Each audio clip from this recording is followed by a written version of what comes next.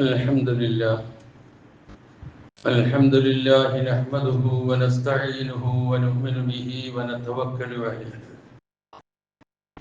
ونعوذ بالله من شرور أنفسنا ومن سيئات أعمالنا من يهده الله فلا مضل له ومن يضلل فلا هادي له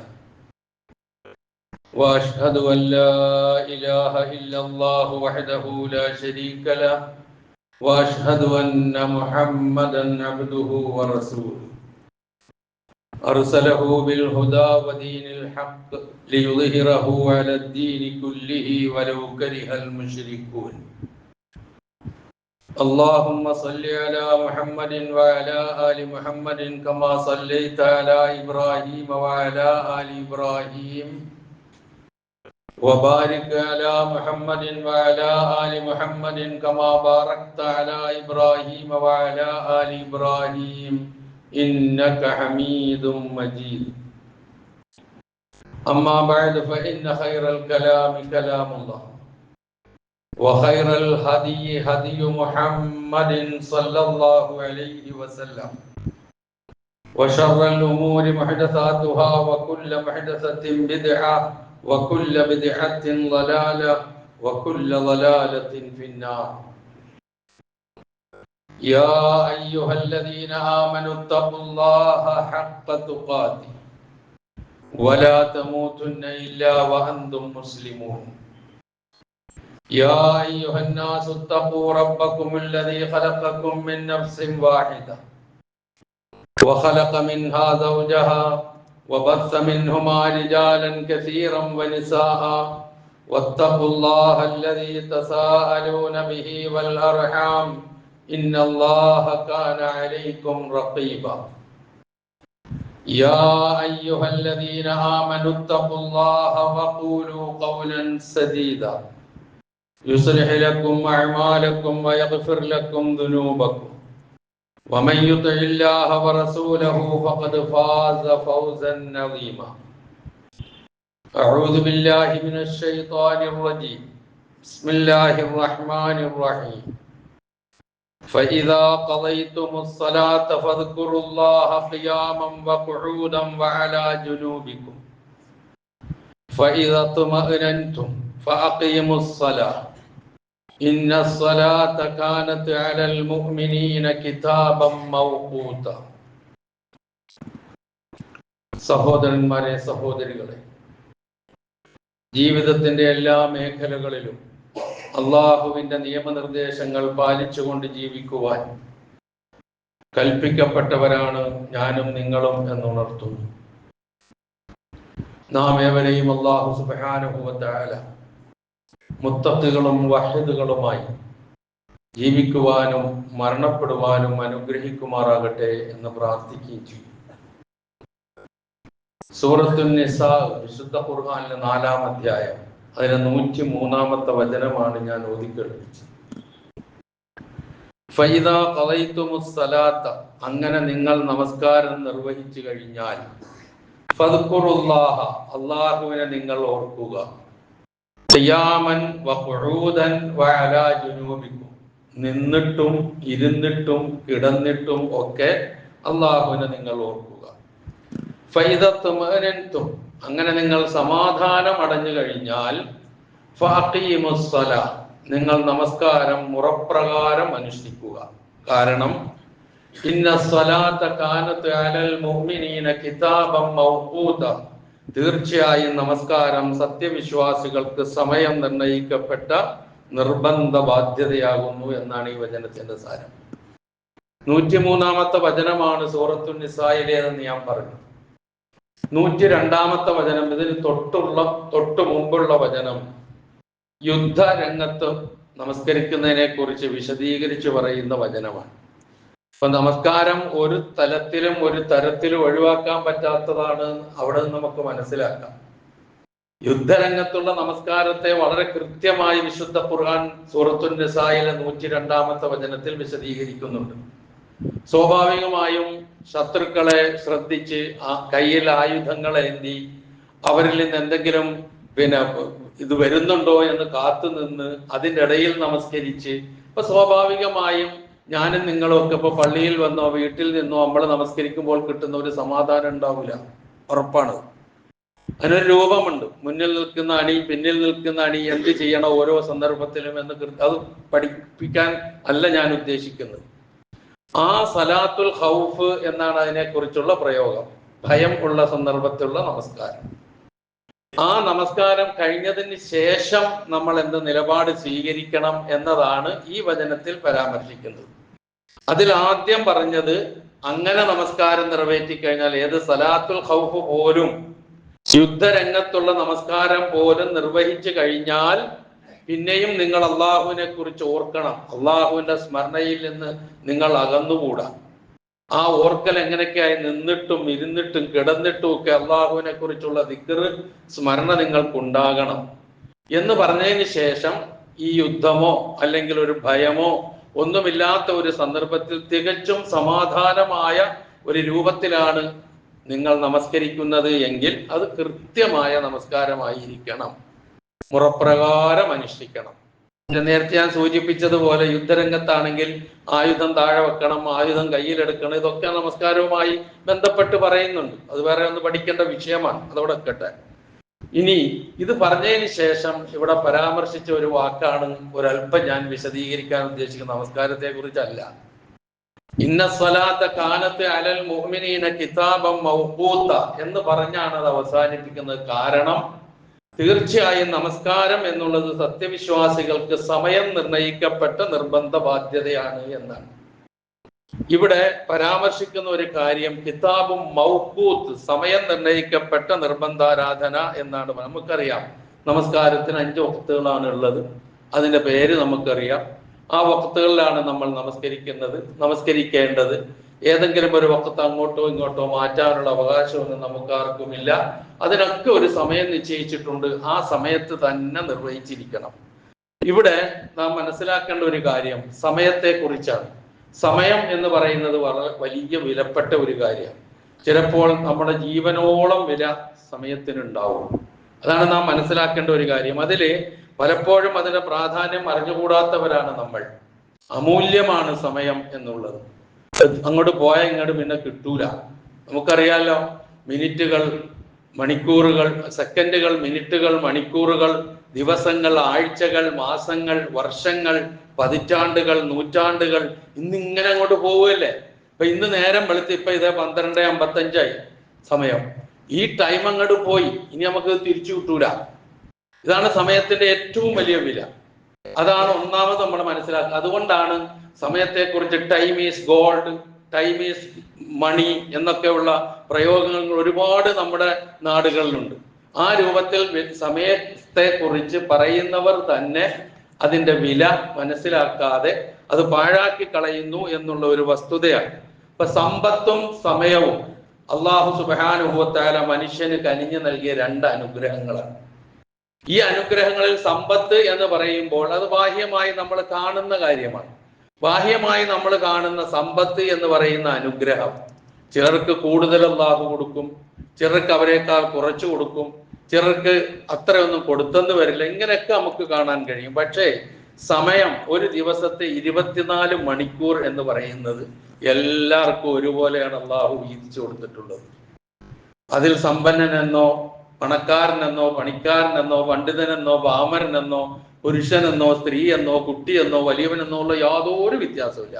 എല്ലാവർക്കും 24 hours, 24 മണിക്കൂർ. അതാണ് അല്ലാഹു സുബ്ഹാനഹു വ തആല കൃത്യമായി നൽകിയിട്ടുള്ള ഒരു കാര്യം. ഈ 24 മണിക്കൂർ അല്ലെങ്കിൽ ഒരു ദിവസം നമുക്ക് കിട്ടുന്ന ഈ സമയം നമ്മളെ കുറിച്ചൊക്കെ അറിയാം. നമ്മൾ കച്ചവടക്കാരാണെങ്കിൽ അവർക്ക് അതിൻ്റെതായ രൂപത്തിൽ അത് ഡിവൈഡ് ചെയ്യും. അതുപോലെ തന്നെ ഒരു ഉദ്യോഗസ്ഥനാണെങ്കിൽ അങ്ങനെ ഡിവൈഡ് ചെയ്യും. വിദ്യാർത്ഥികളാണെങ്കിൽ ആ രൂപത്തിൽ ഡിവൈഡ് ചെയ്യും. അങ്ങനെ സമയത്തെ അവർ അവരുടേതാക്കി മാറ്റുന്ന ഒരു രൂപത്തിലെത്തുകയും ഇഹലോകത്ത് ആ സമയത്തെ വേണ്ട വിധത്തിൽ പ്രയോജനപ്പെടുത്തി ഉപയോഗപ്പെടുത്തിയാൽ ഒരുപാട് ഉയരങ്ങളിൽ എത്താൻ കഴിയും. സമയത്തെ നഷ്ടപ്പെടുത്തുന്നവൻ ഒരിക്കലും വിജയിക്കാൻ കഴിയില്ല. സമയത്തിന്റെ വില അറിയാത്തവന് പുരോഗതി പ്രാപിക്കാനേ കഴിയില്ല. അത് വിദ്യാർത്ഥി ആയിരുന്നാലും ശരി, മുതിർന്നവരായിരുന്നാലും ശരി, ആരായിരുന്നാലും ശരി. ഒരു വിദ്യാർത്ഥിയെ സംബന്ധിച്ചിടത്തോളം അവന്റെ ക്ലാസ്സിൽ അവന് കൃത്യമായി ടൈം ടേബിൾ നൽകുന്നുണ്ട്. ഇത്ര മിനിറ്റ് ഇന്ന വിഷയം, ഇത്ര മിനിറ്റ് ഇന്ന വിഷയം. എന്തിനാണ് അത് നൽകുന്നത്? ആ സമയം കൃത്യമായി മനസ്സിലാക്കി അവനത് പഠിച്ച് ഉൾക്കൊണ്ട് മനസ്സിലാക്കി പരീക്ഷ എഴുതി ഉന്നതങ്ങളിലെത്താൻ വേണ്ടിയിട്ടാണ്. അല്ലാതെ വെറുതെ ഒരു തമാശക്കല്ലല്ലോ ടൈം ടേബിൾ നൽകുന്നത്. ഇതുപോലെ നമ്മളുടെ ഒക്കെ ജീവിതത്തിൽ ഉണ്ടാകും. നമ്മൾ തന്നെ സ്വയം ടൈം ടേബിൾ ഉണ്ടാക്കി ജീവിക്കുന്ന ആൾക്കാരുണ്ടാകും. ഈ സന്ദർഭത്തിൽ നമ്മൾ ശ്രദ്ധിക്കേണ്ട ഒരു കാര്യം, ആ ടൈം നമുക്ക് അള്ളാഹു കനിഞ്ഞു നൽകിയ ഈ സമയം പാഴാക്കി കളയാതെ പ്രയോജനപ്പെടുത്തുന്നവനാണ് ബുദ്ധിമാൻ എന്നുള്ളതാണ് തിരിച്ചറിയേണ്ട ഒരു പ്രധാന കാര്യം. അത് ആരായിരുന്നാലും ശരി. ബുദ്ധിമാന്മാരായ ആളുകൾ പലപ്പോഴും സമ്പത്തിനേക്കാളും അതുപോലെ തന്നെ അവർക്ക് ലഭ്യമാകുന്ന ഭൗതികമായ ഐശ്വര്യത്തെക്കാളും അവർ കൂടുതൽ ഊന്നൽ നൽകുകയും പ്രാധാന്യം നൽകുകയും പ്രാമുഖ്യം നൽകുകയും ഗൗരവത്തോടു കൂടി നോക്കിക്കാണുകയും ചെയ്യുന്നത് സമയത്ത് തന്നെയാണ്. കാരണം സമയത്തെ ഉപയോഗപ്പെടുത്തിയാലേ നമുക്ക് വിജയിച്ചു മുന്നേറാൻ കഴിയുകയുള്ളൂ. തന്നെയുമല്ല, നാം മനസ്സിലാക്കേണ്ട ഒരു കാര്യം, ഈ സമയത്താൽ ബന്ധിതനാണ് മനുഷ്യൻ എന്നുള്ളത് നാം മനസ്സിലാക്കേണ്ട ഒരു കാര്യമാണ്. സമയത്താൽ ബന്ധിതനാണ്, ഏത് കാര്യത്തിലായിരുന്നാലും ശരി.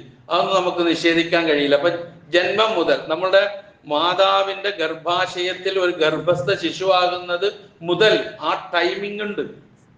ഡെലിവറി, പ്രസവം അതിന്റെ ടൈം, മുലകുടിക്കൽ അതിന്റെ ടൈം, അതിനുശേഷം ഓരോ ഘട്ടം ഘട്ടമായി ഇങ്ങനെ മാറി വളർന്നു വരുന്ന അതിനൊരു ടൈം. ഇതൊന്നും എതിരായിട്ട് തിരിച്ചിങ്ങോട്ട് വരാറില്ലല്ലോ. എന്ന് വെച്ചാൽ ആദ്യം തന്നെ വയസ്സനാവുക, വൃദ്ധനാവുക, എന്നിട്ട് യുവാവാവുക, എന്നിട്ട് പിന്നെ ബാലനാവുക, എന്നിട്ട് ശിശുവാവുക, എന്നിട്ട് ഗർഭസ്ഥ ശിശുവാവുക. ഇതുണ്ടാവൂല. നേരെ എങ്ങനെയാണോ നിശ്ചയിച്ചത് അതേപോലെ തന്നെ പോവുകയുള്ളൂ. അതാണ് ഈ പറഞ്ഞത്, മനുഷ്യന്റെ പ്രകൃതി തന്നെ. ഓരോ മനുഷ്യനും നാം തന്നെ എല്ലാ നിലയിലും നമ്മൾ സമയത്താൽ ബന്ധിതരാണ്. നമ്മൾ ചിന്തിച്ചു നോക്കുമ്പോഴാണ് സമയത്തിന്റെ ഗൗരവം നമുക്ക് മനസ്സിലാക്കാൻ കഴിയുക. അപ്പൊ ഓരോരുത്തർക്കും അതുപോലെ തന്നെ ഏതിനും അവന്റെ ഈ സമയത്തിന് ഒരു അന്ത്യമുണ്ട്, ഒരു അവസാനമുണ്ട്, ഒരു അജലുണ്ട്. ലിക്കുല്ലി അജലിൻ കിതാബ് എന്നാണ് വിശുദ്ധ ഖുർആൻ പറഞ്ഞത്.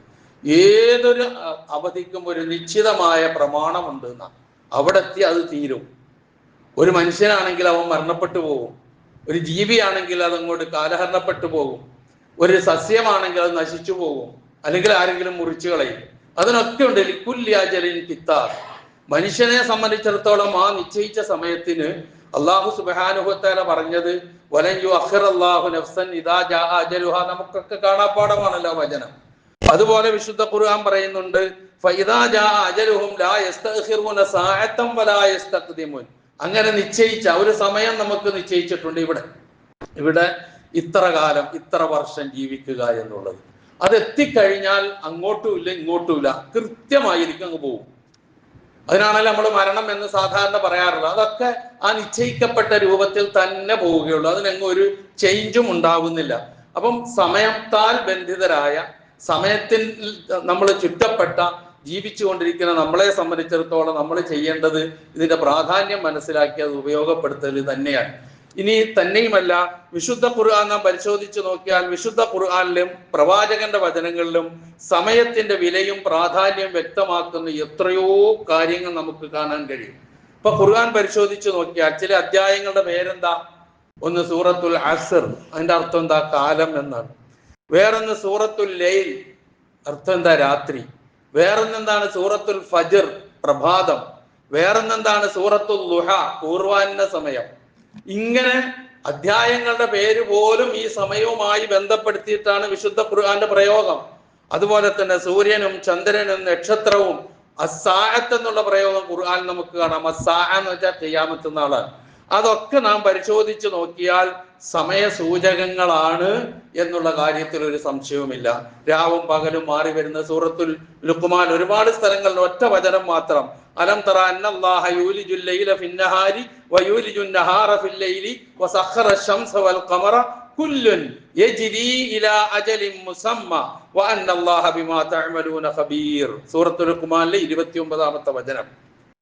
അവിടെയും പറയുന്നത് ഈ അജലിനെ കുറിച്ചാണ്, ഈ സമയത്തെ കുറിച്ചും അത് അവസാനിക്കുന്നതിനെ കുറിച്ചും ഒക്കെയാണ് സൂചന. രാത്രിയും പകലും ഒക്കെ പറഞ്ഞ്, രാവും പകലും സൂര്യനും ചന്ദ്രനും ഒക്കെ പറഞ്ഞതിന് ശേഷം പറയാണ് കുല്ലു യജ്രി ഇലാ അജലിൻ മുസമ്മ.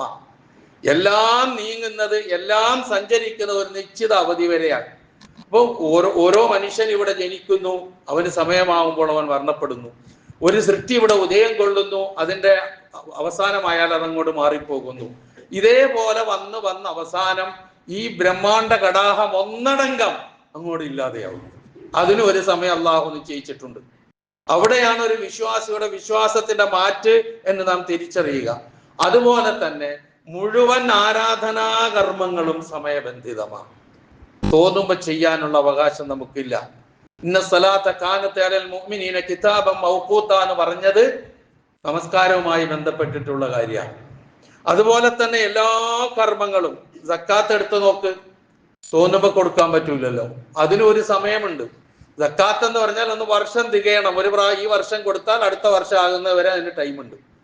അതിൻ്റെ ഇടയിൽ കൊടുക്കാൻ കഴിയില്ല. അത് വർഷം തികയാന്ന് പറഞ്ഞ ഒരു നിബന്ധനയാണ്.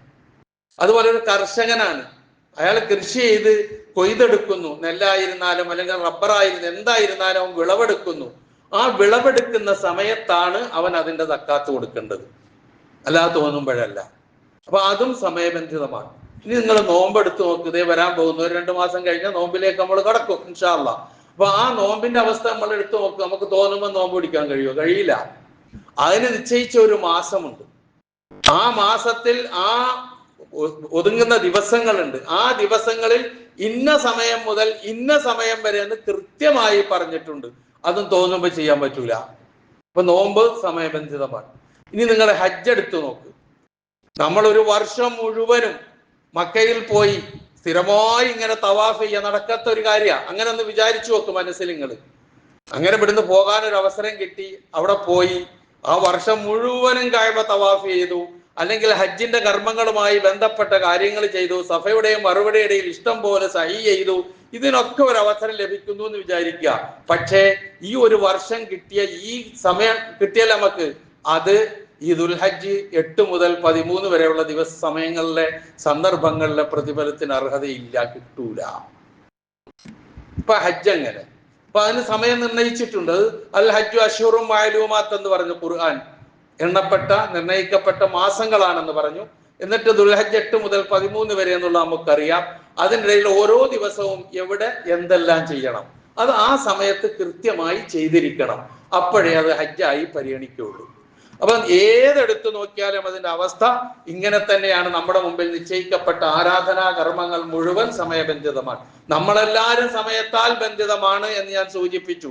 അപ്പം ആ നിലയിൽ സമയത്തിന്റെ വില മനസ്സിലാക്കിയിട്ടായിരിക്കണം നമ്മുടെ ജീവിതം. നഷ്ടപ്പെടുത്തി കളയരുത് സമയം. നമ്മളെ സംബന്ധിച്ചിടത്തോളം സമയത്തിന് ഒരു വിലയും കൽപ്പിക്കാത്ത ഒരു ശൈലിയാണ് നമുക്ക് പലപ്പോഴും ഉള്ളത്. എന്താണത്? നമ്മൾ എന്തെങ്കിലും ഒരു പ്രോഗ്രാം വെക്കുന്നു എന്ന് വിചാരിക്കുക.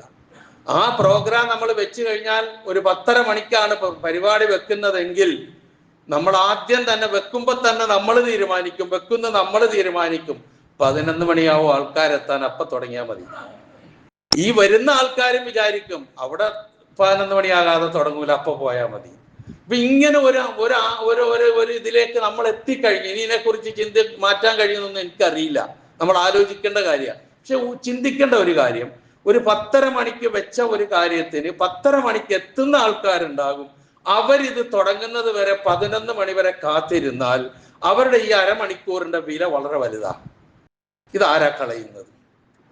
നമുക്ക് ഈ കാര്യങ്ങളൊന്നും ഒരു ചിന്തയില്ല. കാരണം നമ്മളത് പറയും, ഇന്ത്യൻ സ്റ്റാൻഡേർഡ് സമയം അങ്ങനെയാണെന്ന് പറയും. അങ്ങനെ തമാശയ്ക്ക് നമ്മൾ അങ്ങോട്ട് പറഞ്ഞു വിടും. ആയിക്കോട്ടെ, ഞാൻ സൂചിപ്പിച്ചത് പക്ഷെ ആ സമയം ഓരോ സെക്കൻഡും വിലയുള്ളതാണ്.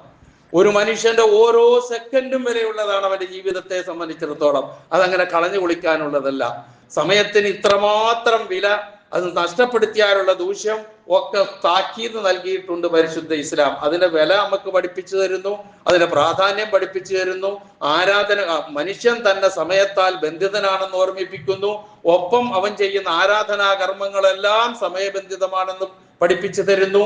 അതോടൊപ്പം തന്നെ അവൻ ജീവിച്ചുകൊണ്ടിരിക്കുന്ന ഈ പ്രപഞ്ചത്തിലെ ഓരോന്നും എല്ലാം ഈ സമയവുമായി ബന്ധപ്പെട്ട് തന്നെയാണ് പോകുന്നത് എന്ന് പഠിപ്പിച്ചുകൊണ്ട് ഈ സമയം നഷ്ടപ്പെടുത്തി കളയുന്നതിനെ കുറിച്ചുള്ള ശക്തമായ താക്കീതുണ്ട് എന്നുള്ളതും കൂടി നാം തിരിച്ചറിയണം. നബി സല്ലല്ലാഹു അലൈഹി വസല്ലം പറയുന്നു, നിഅ്മത്താനി, 2 അനുഗ്രഹങ്ങൾ, മഗ്ബൂനുൻ ഫീഹിമാ കസീറുൻ മിനൻ നാസ്, അധികം ആൾക്കാരും അത് നശിപ്പിച്ചു കളയലാണ് 2 അനുഗ്രഹങ്ങൾ അള്ളാഹുവിന്റെ. ഒന്ന് സിഹ, ആരോഗ്യം. മറ്റൊന്ന് വൽ ഫറാഗ്, ഒഴിവ് സമയം. ഒന്നിനും 24 മണിക്കൂർ തികയാത്ത രൂപത്തിൽ നമ്മൾ ഓടുന്നുണ്ടാകും. പക്ഷേ നമ്മൾ പാഴാക്കി കളയുന്ന സമയം ഒരുപാടുണ്ട്.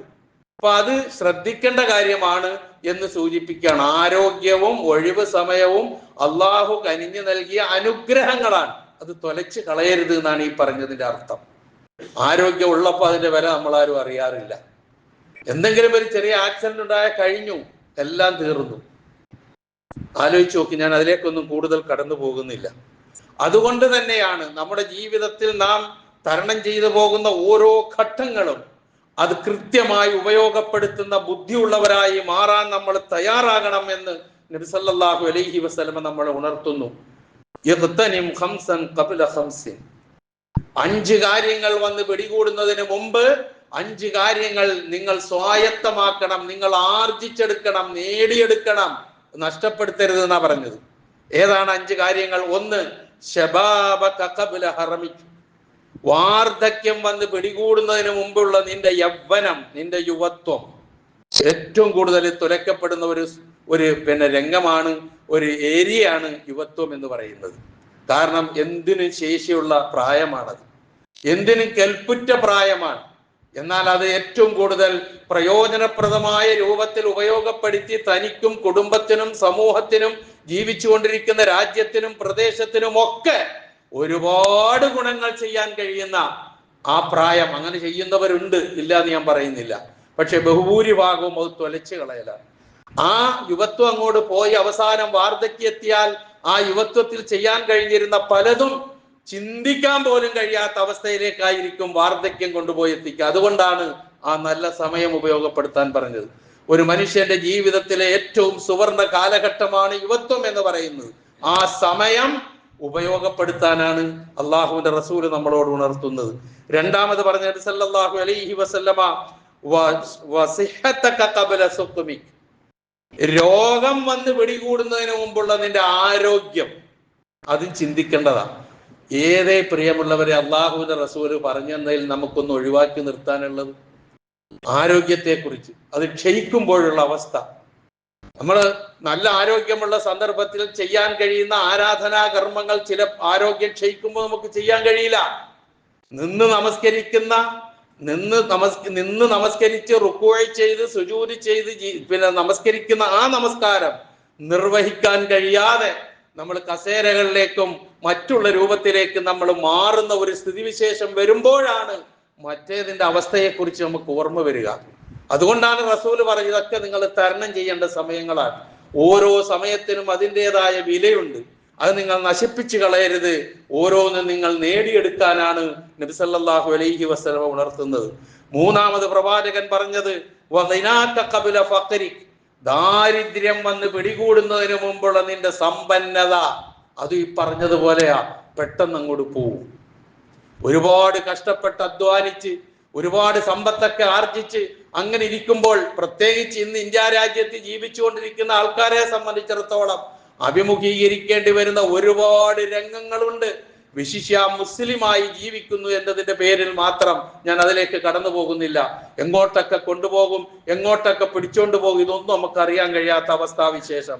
അതുപോലെ തന്നെ നമ്മൾ സമ്പാദിച്ചത് പെട്ടെന്ന് ഒരു രോഗം വന്ന്, ഒരു ചികിത്സയ്ക്ക് ആവശ്യം വന്ന് അത് അങ്ങോട്ട് തീർന്നു പോയാൽ പിന്നെ മറ്റൊരാളിന്റെ സഹായം ഇല്ലാതെ ജീവിക്കാൻ പറ്റാത്ത അവസ്ഥയിലേക്ക് നമ്മൾ എത്തിപ്പെടുന്നില്ലേ പ്രിയമുള്ളവരെ? ആലോചിച്ചു നോക്ക്. എത്രയോ അനുഭവങ്ങൾ നമ്മളുടെയൊക്കെ മുന്നിൽ ഉണ്ടാകും. ഞാൻ വിശദീകരിക്കുന്നില്ല. പക്ഷേ ആ ആരോഗ്യ സമയം, ആ രോഗം വന്ന് പിടികൂടുന്നതിന് മുമ്പുള്ളതിന്റെ ആ ആരോഗ്യത്തിന്റെ ടൈം ഉണ്ടല്ലോ, സമയം, അത് അള്ളാഹുവിന് ഇഷ്ടപ്പെട്ട മാർഗത്തിൽ വിനിയോഗിച്ച് അത് ഏറ്റവും നാടിനും സമൂഹത്തിനും ഉപകാരപ്രദമായ രൂപത്തിൽ വിനിയോഗിച്ച് അത് ഉപകാരമുള്ളതാക്കി മാറ്റാനാണ് നബി സല്ലല്ലാഹു അലൈഹി വസല്ലം നിർദ്ദേശിക്കുന്നത്. അടുത്തത് നാലാമത് പ്രവാചകൻ പറയുന്നത് ജോലി തിരക്ക് വന്ന് പിടികൂടുന്നതിന് മുമ്പുള്ള നിന്റെ ഒഴിവ് സമയം. നേരത്തെ പറഞ്ഞല്ലോ, ആരോഗ്യവും ഒഴിവ് സമയവും മനുഷ്യൻ നഷ്ടപ്പെടുത്തി കളയാണ്. ഇത് വീണ്ടും പറയുന്നു. ഒഴിവ് സമയം ഏറ്റവും നല്ലതിന് ഉപയോഗിക്കാൻ കഴിയുക എന്നുള്ളതാണ് നമ്മിൽ നിന്നുണ്ടാകേണ്ട കാര്യം. അതല്ല അത് ഒഴിവ് സമയമാണ്, അത് അങ്ങനെ അങ്ങോട്ട് പോയിക്കോട്ടെ എന്ന് വിചാരിക്കലല്ല. ആ ഒഴിവ് സമയത്തിന് നമ്മൾ മറുപടി പറയേണ്ടി വരും. അതിന് വേറെ വരുന്നുണ്ട് ഹദീസ് താക്കീത് ചെയ്യുന്ന മുന്നറിയിപ്പ് നൽകുന്നു. അഞ്ചാമത് പറയുന്നു വഹയാതക ഖബ്ല മൗതിക്. ഈ പറഞ്ഞ എല്ലാ 4 രംഗങ്ങളും നമ്മുടെ ജീവിതത്തിൽ കടന്നു പോകുന്ന അവസരങ്ങളാണ്, രംഗങ്ങളാണ്. എന്നിട്ട് മൊത്തത്തിൽ പറയുന്നു നിന്റെ മരണം വന്ന് പിടികൂടുന്നതിന് മുമ്പുള്ള നിന്റെ ജീവിതം നീ നിനക്ക് വേണ്ടി മാറ്റുക, നിനക്ക് വേണ്ടി ആർജിച്ചു വെക്കുക, സമ്പാദിച്ചു വെക്കുക, നഷ്ടപ്പെടുത്തരുത്. ഇങ്ങനെയുള്ള നിർദ്ദേശം. അതുപോലെ തന്നെ പരലോകത്ത് അള്ളാഹുവിന്റെ മുമ്പിൽ ഹാജരാക്കപ്പെടുമ്പോൾ ചോദിക്കപ്പെടുന്ന ചോദ്യങ്ങളിൽ ഒന്ന് ആയുസ്സാണ്, ഒന്ന് യുവത്വമാണ്. ഇത് രണ്ടും ഈ സമയമാണ്, നമ്മുടെ ഇവിടെ ജീവിച്ചു പോകുന്ന സമയം തന്നെയാണ്. ആയുസ് എന്തിന് വിനിയോഗിച്ചു, ചെലവഴിച്ചു, യുവത്വം എന്തിന് തുലച്ചു? ഈ 2 ചോദ്യങ്ങൾക്കും. അതുപോലെ തന്നെ സമ്പത്ത്, അറിവ് തുടങ്ങിയ കുറെ കാര്യങ്ങളുണ്ട്. അതിൽ ഊന്നി പറഞ്ഞതൊന്ന് നമ്മുടെ സമയമാണ്, നമ്മുടെ ആയുസ്സാണ്. അപ്പൊ അത് നഷ്ടപ്പെടുന്നില്ല, നഷ്ടപ്പെടുത്തുന്നില്ല എന്ന് ഉറപ്പുവരുത്തേണ്ട ബാധ്യത നമുക്കുണ്ട്. ഇന്ന് സമയം കളയാൻ നമ്മുടെ മുമ്പിൽ ഒരുപാട് കാര്യങ്ങളുണ്ട്. പ്രത്യേകിച്ച് മൊബൈൽ ഉണ്ടെങ്കിൽ നമ്മൾ അറിയൂല നമ്മുടെ സമയം പോകുന്നത്. ഞാൻ വിശദീകരിക്കുന്നില്ല, അതിൽ നല്ലതുണ്ട് എന്നുള്ള കാര്യത്തിൽ സംശയമില്ല. പക്ഷേ പലപ്പോഴും നാം പെട്ടുപോകുന്നത് മറ്റു പലതിലുമാണോ എന്നുള്ളത് നമ്മൾ ആലോചിച്ച് നോക്കണം. അപ്പൊ അതിലൊക്കെ ചോദ്യം ചെയ്യപ്പെടുന്ന കാര്യങ്ങളാണ്. ഇങ്ങനെ ഇതൊക്കെ കഴിഞ്ഞങ്ങ് പരലോകത്ത് എത്തുമല്ലോ, നമ്മൾ എത്തണമല്ലോ, എത്താൻ നിർവാഹമില്ല. പടച്ചവൻ കനിഞ്ഞു നൽകിയ അമൂല്യമായ സമയം, പടച്ചവൻ കനിഞ്ഞു നൽകിയ അമൂല്യമായ ആരോഗ്യം, പടച്ചവൻ കനിഞ്ഞു നൽകിയ ഒഴിവ് സമയം, അവൻ കനിഞ്ഞു നൽകിയ സമ്പത്ത്, ഇതൊക്കെ വേണ്ട വിധത്തിൽ വിനിയോഗിച്ച് തൻ്റെതാക്കി മാറ്റാൻ കഴിയാതെ ബുദ്ധിശൂന്യമായി അത് ഉപയോഗപ്പെടുത്തി പരലോകത്തെത്തുമ്പോൾ അതിന്റെ ശിക്ഷ ഏറ്റുവാങ്ങേണ്ടി വരുന്ന രംഗം വിശുദ്ധ ഖുർആൻ ഓർമ്മിപ്പിക്കുന്നുണ്ട്. വഹും യസ്തരിഖൂന ഫീഹാ. അവർ ആ നരകത്തിൽ കിടന്ന് ഇങ്ങനെ അട്ടഹസിക്കും. എന്താ അട്ടഹസിച്ചുകൊണ്ട് പറയുന്നത്? റബ്ബനാ അഖ്രിജ്നാ നഅമൽ സാലിഹൻ ഗൈറല്ലദീ കുന്നാ നഅമൽ. ഇതിൽ നിന്നൊന്ന് പുറത്തേക്കാക്കിത്ത. നരകശിക്ഷയിൽ കിടന്നുകൊണ്ട് പറയാൻ അഊദു ബില്ലാ, റബ്ബ് കാത്ത് രക്ഷിക്കുമാറാകട്ടെ. അപ്പൊ അവിടെ കിടന്നുകൊണ്ട് പറയാണ് റബ്ബനാ, ഞങ്ങളുടെ നാഥ, അഖ്രിജ്നാ, ഇതിൽ നിന്നൊന്ന് പുറത്തേക്ക് ആക്കിത്ത, നഅമൽ, ഞങ്ങൾ പ്രവർത്തിച്ചു കൊള്ളാം, സാലിഹൻ, നല്ല കർമ്മങ്ങൾ, ഗൈറല്ലദീ കുന്നാ നഅമൽ, ഇപ്പോൾ ചെയ്തു കൂട്ടിയതുപോലെ അല്ലാതുള്ള നല്ല നല്ല കർമ്മങ്ങൾ ഞങ്ങൾ ചെയ്തു കൊണ്ടുവരാം, ഒന്ന് പുറത്താക്കിത്താ. രക്ഷയുണ്ടോ പ്രിയമുള്ളവരെ? സമയം നഷ്ടപ്പെടുത്തി പോയാൽ ഈ ഒരു രംഗത്തേക്കാണ് എത്തുക. അപ്പോൾ അള്ളാഹുവിന്റെ ചോദ്യം, അവലം നുഅമ്മിർകും മാ യതദക്കറു മൻ തദക്കർ വജാഅകുമുൻ നദീർ ഫദൂഖു വമാ ലിൽളാലിമീന മിൻ നസീർ. പടച്ചവന്റെ ചോദ്യം, അവലം നുഅമ്മിർകും, നിങ്ങൾക്ക് ആയുസ് നൽകിയിരുന്നില്ലേ, ഇതിനൊക്കെയുള്ള സമയം നൽകിയിരുന്നില്ലേ ലോകത്ത്? ഇവിടെ ജീവിച്ചിരുന്ന സമയത്ത് സൽക്കർമ്മങ്ങൾ ചെയ്യാൻ ഉള്ള ഒരുപാട് അവസരങ്ങൾ നൽകിയില്ലേ, ആയുസ് നൽകിയില്ലേ, സമയം നൽകിയില്ലേ? മായതദക്കറു ഫീഹി മൻ തദക്കറ, ചിന്തിക്കുകയും ഓർക്കുകയും ചെയ്യുന്നവൻ, എമ്പാടും ചിന്തിക്കാനും ഓർക്കാനും മാറ്റത്തിന് വിധേയമാകാനും കഴിയുന്ന ഒരുപാട് സമയം നൽകിയിരുന്നില്ലേ? പോരാ, വജാഅകുമുൻ നദീർ, നിങ്ങൾക്ക് ഇങ്ങനൊരു രംഗം വേണ്ടി വരും എന്ന് മുന്നറിയിപ്പ് നൽകുന്ന മുന്നറിയിപ്പുകാരൻ നിങ്ങൾക്ക് വന്നിരുന്നില്ലേ?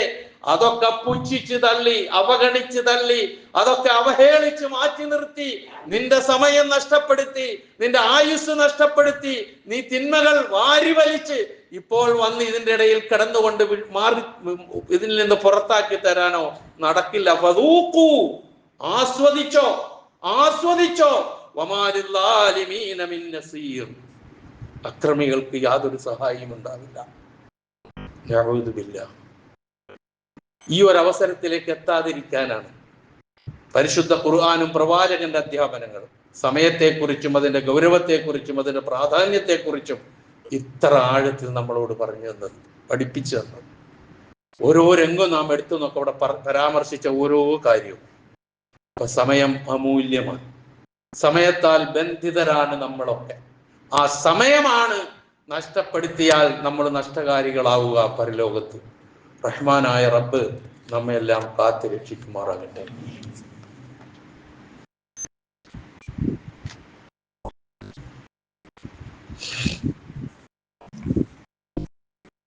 الحمد لله الذي هدانا لهذا وما كنا لنهتدي لولا أن هدانا الله والصلاة والسلام على أشرف الأنبياء والمرسلين وعلى آله وصحابه ومن تبعهم بإحسان إلى يوم الدين اتقوا الله عباد الله. ഒരിക്കൽ കൂടി അള്ളാഹുവിൻ്റെ ആജ്ഞാനുവർത്തികളായി ജീവിക്കുവാൻ ഞാൻ ഉണർത്തുന്നു. പ്രിയമുള്ളവരെ, നമ്മളൊരു തെരഞ്ഞെടുപ്പിന്റെ വക്കിലാണ് ഇപ്പോഴുള്ളത്. തദ്ദേശ സ്വയംഭരണ സ്ഥാപനങ്ങളിലേക്കുള്ള തെരഞ്ഞെടുപ്പാണ് അടുത്ത ആഴ്ച വരാൻ പോകുന്നത്. പലപ്പോഴും നമുക്ക് ഒരുപാട് തെരഞ്ഞെടുപ്പുകൾ മുമ്പൊക്കെ കഴിഞ്ഞുപോയി. ആ സന്ദർഭങ്ങളിലൊക്കെ ആരെങ്കിലും ആകട്ടെ എന്തെങ്കിലും ആകട്ടെ എന്നുള്ള മനോഭാവം കുറേയൊക്കെ നമ്മളെ പിടികൂടിയിരുന്നു. നിഷേധിക്കാൻ കഴിയില്ല. ആര് വന്നാലെന്താ, ആരെങ്കിലും എന്തെങ്കിലും ആയിക്കോട്ടെ. ആ നിസ്സംഗതയുടെ പരിണിത ഫലം കുറേശ്ശെയായി ഇപ്പം നമ്മൾ അനുഭവിച്ചു തുടങ്ങിയിട്ടുണ്ട്. പറയാതിരിക്കാൻ വയ്യ. പല കാര്യങ്ങളും ഇവിടെ വെച്ച് നമ്മൾ ചർച്ച ചെയ്തിട്ടുള്ളതാണ്. അതിൻ്റെ വിശദീകരണത്തിലേക്കൊന്നും ഞാൻ പോകുന്നില്ല. ഒരു ഇന്ത്യൻ പൗരനെ സംബന്ധിച്ചിടത്തോളം അവൻ ഏത് ജാതിയിലുള്ളവനായിക്കൊള്ളട്ടെ, ഏത് വംശമോ വർണ്ണോ എന്തോ ആയിക്കൊള്ളട്ടെ, ആ ഒരു ജനാധിപത്യ രാഷ്ട്രം എന്നുള്ള നിലയിൽ ഇന്ത്യയിൽ ജീവിക്കുന്ന ഒരു പൗരന്റെ ഏറ്റവും അമൂല്യമായ വിലപിടിപ്പുള്ള ആയുധമാണ് അവൻ ചെയ്യുന്ന ഒരു വോട്ട്. തിരിച്ചറിയാതെ പോകരുത് നമ്മൾ. 18 വയസ്സ് പൂർത്തിയായ എല്ലാവർക്കും വോട്ടേഴ്സ് ലിസ്റ്റിൽ പേരുണ്ടെങ്കിൽ അവൻ വോട്ട് ചെയ്തിരിക്കണം. അതാണ് എനിക്ക് സൂചിപ്പിക്കാനുള്ളത്. കാരണം നമ്മളതിൽ നിസ്സംഗത കാണിച്ചിട്ടുണ്ട്. ആരെങ്കിലും ആയിക്കോട്ടെ. ഇപ്പോഴത്തെ അവസ്ഥ എന്താ? ഒന്നടങ്കം ഓരോ വിഷയങ്ങൾ ഇടുത്തി പോലെ 1 by 1 ആയി നമ്മളേക്ക് വീഴുമ്പോൾ അതൊന്ന് മാറ്റിത്താ എന്ന് പറഞ്ഞാൽ അത് ഉൾക്കൊള്ളാനുള്ള സന്മനസ് പോലും ഇത്തിരി നേരം കൊടുത്താ ഞങ്ങൾക്ക് ഇല്ല. ആ ദുരവസ്ഥയിലേക്ക് ഇപ്പൊ നമ്മൾ എത്തിയിട്ടുണ്ട്. നമ്മള് കേരളീയർ വിചാരിക്കുക അതങ്ങ് അവിടേക്കല്ലേ, എന്നാൽ ഇപ്പൊ നമ്മളും കൂടി അനുഭവിക്കുന്നത്. ഇപ്പൊ വഖഫ് സ്വത്തുക്കൾ രജിസ്റ്റർ ചെയ്യാൻ വേണ്ടി, ഉമീദിൽ രജിസ്റ്റർ ചെയ്യാൻ വേണ്ടിയിട്ട് നിശ്ചയിച്ച സമയം അവസാനിക്കുകയാണ്. മണിക്കൂറുകളേ ഉള്ളൂ. ഇത് ഞങ്ങളുടെ തകരാറ് മാത്രമല്ല, ഈ സാധനത്തിന്റെ തകരാറുണ്ട്, സാങ്കേതികമായ തകരാറുകളുണ്ട് ഇതിന്. അത് മനസ്സിലാക്കി കുറച്ച് സമയം നീട്ടിത്താ. 3-4 ദിവസമായി പിന്നാലെ നടക്കുന്നു. ഒരു നല്ല മറുപടി കിട്ടിയിട്ടില്ല. ഇതാണ് അവസ്ഥ. ഇങ്ങനെ നമ്മളെ ഇട്ട് വട്ടം കറക്കുന്ന ആൾക്കാർ അവരും മത്സരിക്കുന്നുണ്ടല്ലോ.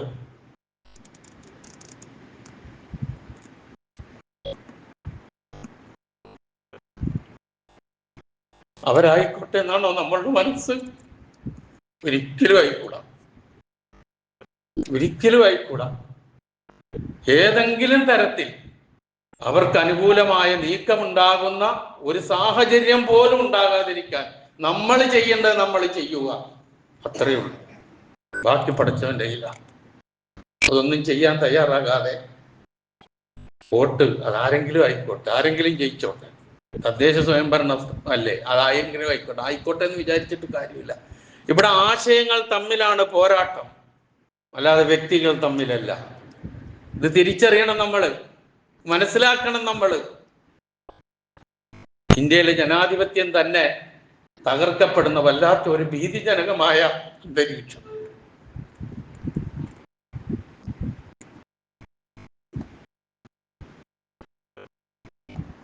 കൂടുതലൊന്നും ഞാൻ പറയണില്ല. ഒരൊറ്റ വോട്ടും, ആ വോട്ട് നമ്മളുടെ തലയ്ക്ക് ഇടിത്തിയായി വരുന്നില്ല എന്ന് ഉറപ്പ് വരുത്തിക്കൊണ്ട് മാത്രമായിരിക്കണം ചെയ്യേണ്ടത്. അത് ഓർമ്മിപ്പിക്കുകയാണ്, ഉണർത്തുകയാണ്. നിസ്സംഗത പാടില്ല. കാരണം നമ്മൾ ഇവിടെ ജീവിക്കുന്ന പ്രബലമായ ഒരു ന്യൂനപക്ഷമാണ്. ഈ രാജ്യത്തിന്റെ സ്വാതന്ത്ര്യത്തിന് വേണ്ടി ജീവൻ നൽകിയവരാണ്. അവർക്ക് മതിപ്പില്ല, അവരുടെ പേര് പോലും കേട്ടുകൂടാ, വളർത്താൻ പറ്റില്ല. എത്രയോ വിവിധ പഞ്ചായത്തുകളിലും കോർപ്പറേഷനിലും മുനിസിപ്പാലിറ്റിയിലും ഒക്കെ ഉള്ളവരുണ്ടാവും. ഇവിടെ എല്ലാവരും ഈ സ്ഥലത്തുള്ളവരെന്നല്ല ഞാൻ പറഞ്ഞില്ല. എവിടെയായിരുന്നാലും ശരി, കരുതലോടെ ആലോചിച്ച്, ഞാൻ കുത്തുന്ന കുത്ത് എന്റെ നെഞ്ചത്തേക്കുള്ള കുത്തല്ല, എന്ന് തിരിച്ചറിഞ്ഞുകൊണ്ടായിരിക്കണം എന്ന് മാത്രം ഈ സന്ദർഭത്തിൽ സൂചിപ്പിക്കുക. അല്ലാഹു സുബ്ഹാനഹു വ തആല എല്ലാ പ്രയാസങ്ങളെയും അതിജയിച്ച് മുന്നോട്ട് പോകാൻ നമുക്ക് സർവ്വ തൗഫീഖും നൽകി അല്ലാഹു അനുഗ്രഹിക്കുമാറാകട്ടെ. സർവ്വ വെല്ലുവിളികളെയും അതിജയിക്കാൻ അല്ലാഹു നമുക്ക് തൗഫീഖ് നൽകുമാറാകട്ടെ. പ്രയാസങ്ങൾ തരണം ചെയ്യാനുള്ള വഴികൾ ഓരോന്നോരോന്നായി അല്ലാഹു തുറന്നു തരുമാറാകട്ടെ. അല്ലാഹുവിന്റെ ഇടപെടലുകൾ ആവശ്യമായ രംഗത്ത് അല്ലാഹു സുബ്ഹാനഹു വ തആല നടത്തുമാറാകട്ടെ എന്ന് പ്രാർത്ഥിക്കാം. നമ്മുടെ റിലീഫ് ഫണ്ടിലേക്കുള്ള കളക്ഷനാണ് അക്കാര്യം എന്ന് ഉണർത്തുന്നു. ഈ സന്ദർഭത്തിൽ കഴിവിന്റെ പരമാവധി എല്ലാവരും സഹകരിക്കണം. അതുപോലെ തന്നെ ഒരു മരണം സൂചിപ്പിക്കുകയാണ് ഞാൻ. നമ്മളുടെ ഈ ഭാഗത്തൊക്കെ ഖത്തീബായി സേവനമനുഷ്ഠിച്ചിരുന്ന സിദ്ദീഖ് മൗലവി, അദ്ദേഹം മലപ്പുറം സ്വദേശിയാണ്. കഴിഞ്ഞ ദിവസം മരണപ്പെട്ടു. വളരെ അടുപ്പമുള്ള ഒരു പണ്ഡിതനായി ഇവിടൊക്കെ വന്ന് ക്ലാസ് എടുത്തിട്ടുണ്ട് അദ്ദേഹം. അല്ലാഹു സുബ്ഹാനഹു വ തആല അദ്ദേഹത്തിന് മഗ്ഫിറത്തും മർഹമത്തും നൽകുമാറാകട്ടെ. അദ്ദേഹത്തെ നമ്മളെയും അല്ലാഹു ജന്നാത്തുൽ ഫിർദൗസിൽ ഒരുമിച്ച് കൂട്ടുമാറാകട്ടെ.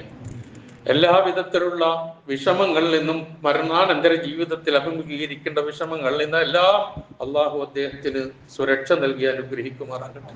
നമ്മളെയും അനുഗ്രഹിക്കുമാറാകട്ടെ. അതുപോലെ തന്നെ രോഗങ്ങൾ കൊണ്ട് വിഷമിക്കുന്ന പലരും, ഹോസ്പിറ്റലിൽ അഡ്മിറ്റ് ചെയ്യപ്പെട്ടവർ, ഓപ്പറേഷന് വിധേയമാകുന്ന സഹോദരിമാർ, ഇവർക്കൊക്കെ വേണ്ടി പ്രാർത്ഥിക്കാൻ ആവശ്യപ്പെട്ടിട്ടുണ്ട്.